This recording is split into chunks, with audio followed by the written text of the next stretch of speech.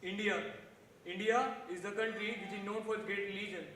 A country where diversity that flows like a stream and unity that stands strong. A country where epic like Ramayana and Mahabharata still breathe to respect the culture and religion.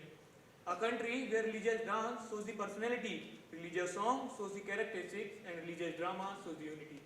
Good afternoon to everyone. Today, I am Kadir Prince, and I am here to tell you about the country where we live, eat, grow, and create our memories.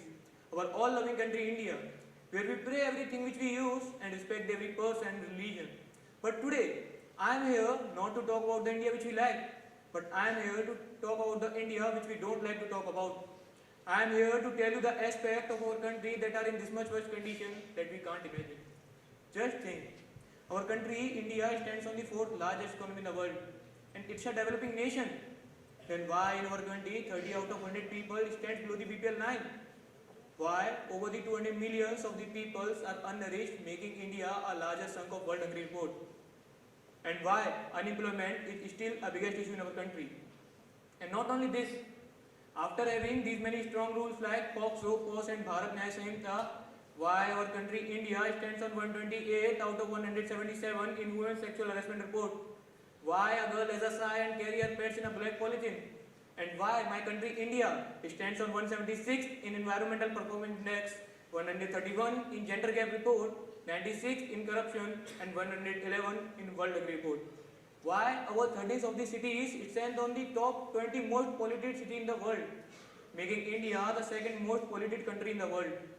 Just think what a foreigner or a child thinks who studies that Delhi is the capital of India and which is most polluted city in the world, having AQI of sometimes more than 400.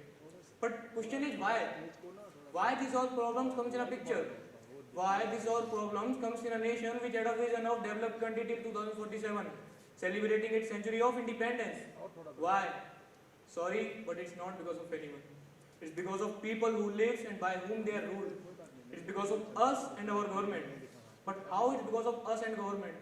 Let me start with the very good aspect that is affecting our country daily by daily, that is our politics. Politics does not fail in election. They fail after winning. Elections are treated like a festival and governance is treated like an upload. Politics was meant to serve the nation, but today nations serve the politics. We don't choose leaders, we choose sides. And then we ask why our leaders are like this. Bad leaders does not come from anywhere. They come from the low expectation. And our politics aspect is not understandable as just big aspect of tax. If I am a citizen of India, I should pay tax on money I earn and I should pay tax on money I spend. I should pay tax on things I buy and I should pay tax on things I sell. And moreover, I should pay tax on the things that are already taxed, bought with the money that is already taxed. Just think, you earn, you pay tax, you spend, you pay tax, you buy, you pay tax, you sell, you pay tax, and moreover, you pay tax on the things that are already taxed, bought with the money that is already taxed. And here in India, we pay tax like Englishmen to get the facilities like Somalians. And then we demand for an honest leader but refuse to become honest voters. Democracy is not just voting once in a 5 years. It's about questioning every day.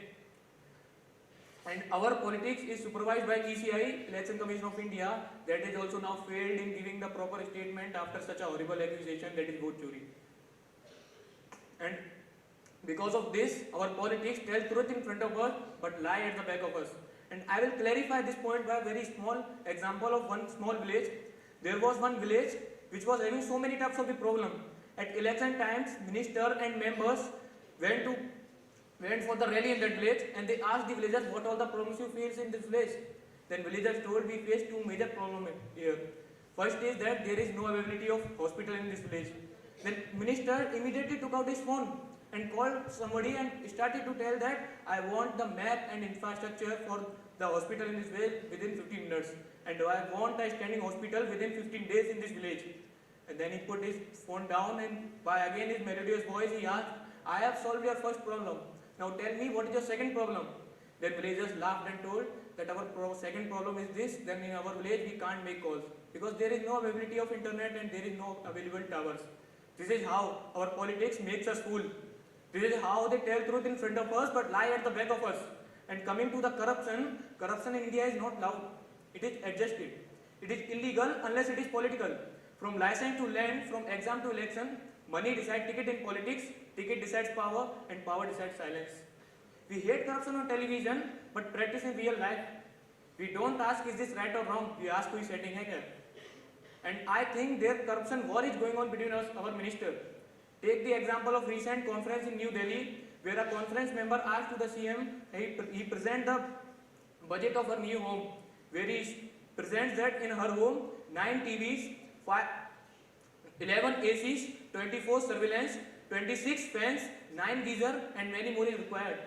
And when the member asked why this much is required in your home, then minister, instead of telling that why this much is required, she told that I am taking only this much. Other ministers are taking just 20 of this much cost. See what is the mindset of our politicians. They are telling that I am not corrupting that much. Somebody else is corrupting more than me. And coming to the religion, I will tell you the very good example by which we all can relate very easily. See the condition of cow in other countries, where they just think cow as an animal. See the condition of cow. And see the condition of cow in my country, where we pray cow as a god. We give food to the cow before we eat. And see the condition of cow in my country. See the condition of rivers.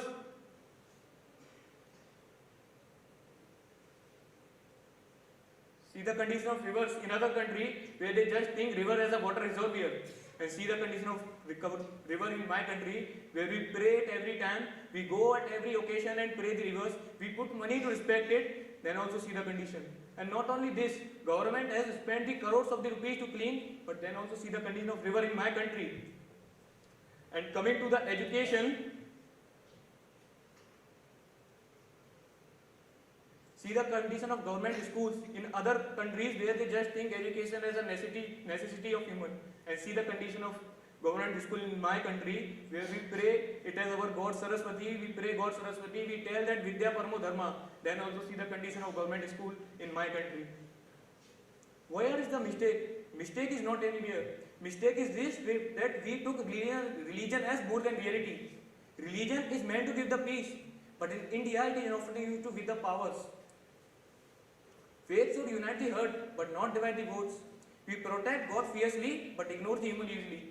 Religion does not divide India. Indian politics divide the religion. And coming to the health sector of India, my country has got the largest number of hospitals. Every year, 30,000 of the new doctors are certified. Then also in my country, every year, 5 lakhs of the people die because of tuberculosis, and number is not changed since independence. Take a recent news from Jharkhand, where a father should carry his own dead child in a plastic bag because there was no availability of ambulance in a particular government hospital. Just think, when we are listening, how much we can suffer. Just think what the person who is suffering, he is carrying his dead child in a plastic bag, that too by a public bus. This is not fair. And coming to the education and civic sense, degrees are increasing, but thinking is decreasing. We teach answers, but not questions. And why? Because unthinking people are easy to control. And our civic sense is this much down that people can clean their homes, but not their colonies. A person can go to get a packet of chips from 2 kilometers, but a same person just can't move 20 yards to throw it refer. And take the recent news where newly Vande Bharat sleeper coaches launched, where there also people have thrown the napkins, plastics, bottles. And these were the people who were not illiterate. They were the literate ones. They were technicians, engineers and scientists. Now just think, educated person do this, then what we can expect from the non-educated? If somewhere garbage is thrown, we accuse the government, we accuse the municipal, but never put our own hands to clean it. We all know that plastic is non-biodegradable. It can't be disposed over the millions of the peer. Then also every time we are ready to accept it. India's biggest problem is not poverty, not population. It's leadership with accountability and people without responsibility. Real patriotism is not loud, it is responsible. And I think today whoever sitting in this auditorium will make a change in our society, because our one action can change the lives of million people. And related to this all, I want to show you all a small video which will reflect all the experience which I have told you.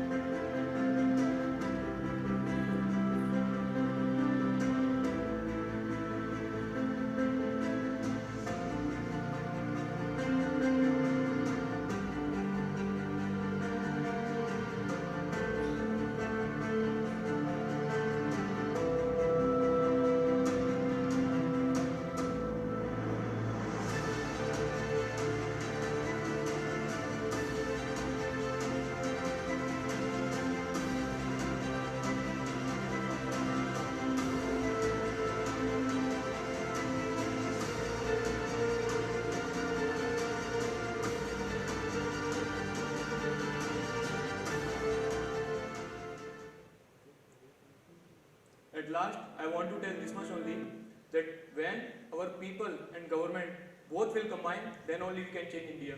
If one of them also misses, we can't change. At last, I want to say a thought which is told by our Prime Minister, सरकारें आएंगी जाएंगी, पार्टियां बनेंगी बिगड़ेंगी, लेकिन ये देश रहना चाहिए, इस देश का लोकतंत्र अमर रहना चाहिए, इस देश का लोकतंत्र अमर रहना चाहिए. Thank you.